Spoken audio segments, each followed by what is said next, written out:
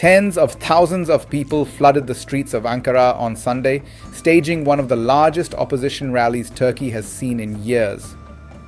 Their anger was directed at a legal case that threatens to unseat the leader of the country's main opposition party, the Republican People's Party, widely known as the CHP.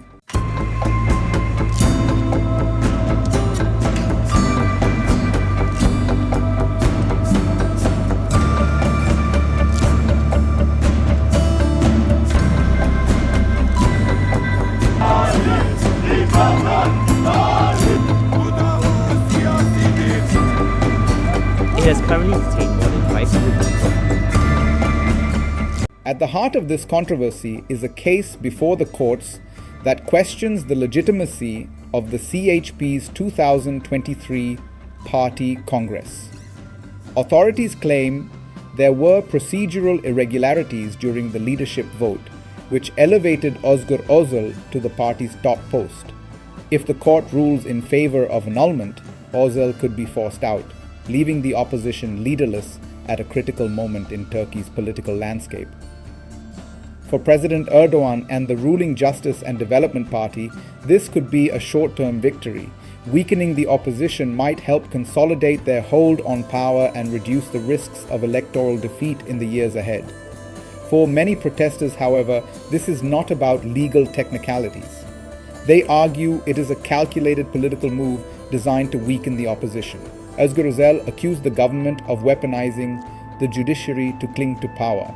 He called the case slander and went further, describing it as a coup against the future president, a coup against the future government. In a fiery speech, he demanded a snap general election, declaring that Turkey cannot wait until the next scheduled vote in 2028 to restore democracy and accountability. This rally was not an isolated event, but the culmination of months of pressure on Turkey's opposition.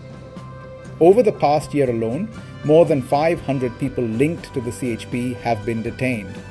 Among those arrested are 17 mayors from municipalities governed by the party.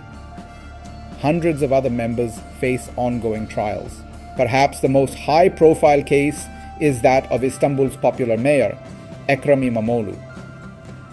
Arrested in March, his detention sparked the biggest protests Turkey has seen in over a decade.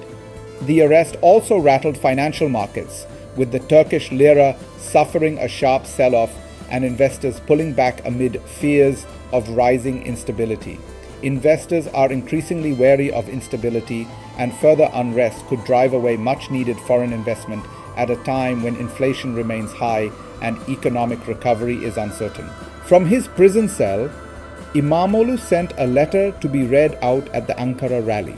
In it, he accused the government of trying to rig Turkey's political future by sidelining legitimate rivals through judicial means. The government, for its part, strongly rejects these accusations. Officials maintain that Turkey's judiciary is independent and that the cases are rooted in corruption and procedural violations, not politics. They deny any attempt to undermine democracy or remove political opponents. The CHP leadership case is a risky strategy for Erdoğan. Heavy-handed tactics like mass arrests and judicial crackdowns risk fueling public anger rather than silencing it. Already, protests have grown larger, and the image of İmamoğlu as a jailed, defiant leader has turned him into a powerful symbol of resistance. Far from weakening the opposition, the government may inadvertently be uniting it under a shared sense of injustice. Internationally, Turkey's democratic credentials are also under scrutiny. Moves to sideline the opposition through legal channels may attract criticism from the European Union, the United States, and international rights organizations. For Erdoğan, who has sought to project Turkey as a strong sovereign state while still attracting global investment and trade, this balancing act becomes harder with each accusation of authoritarianism. Looking ahead, the outcome of this case could reshape Turkey's political future.